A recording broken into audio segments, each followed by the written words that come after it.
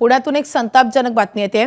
पुणे जिल्ह्यात अल्पवयीन मुलीवर लैंगिक अत्याचार आणि त्यानंतर तिची हत्या झाली आहे। जुन्नर तालुक्यातल्या पिंपळवंडी गावात ही धक्कादायक घटना घडली आहे। मंगळवारच्या दुपारी 3:30 ते 4 वाजण्याच्या दरम्यान ही घटना घडली आहे। या प्रकरणी आता या नराधमाला बेड्या ठोकण्यात आल्यात। एका तरुणानं सायकलवरून मुलीला उसाच्या शेतात परिसरात नेलं, त्यानंतर तिच्यावर लैंगिक अत्याचार करून तिचा गळा दाबून तिची हत्या केल्याचा संशय असून या प्रकरणी पोलिसांनी तपास सुरू केलाय।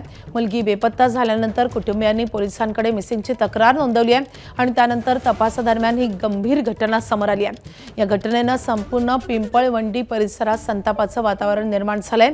या अल्पवयीन मुलीवर अत्याचार करून तिचा जीव घेणाऱ्या आरोपीला कायद्यानुसार कठोरात कठोर शिक्षा झाली पाहिजे आणि तपास जलद गतीनं पूर्ण करून पीडितेला न्याय मिळाला पाहिजे अशी मागणी पिंपळवंडी ग्रामस्थांनी केली आहे। याचा जे आरोपी आहे त्याला ताब्यात घेण्यात आलेला आहे आणि पुढील जे तपास आहे ते चालू करण्यात आलेला आहे।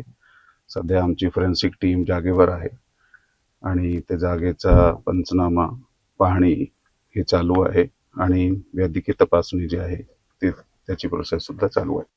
हा सगळा घटनाक्रम पाहिल्यानंतर प्रत्येक व्यक्तीचं मन हे हेलावून गेले।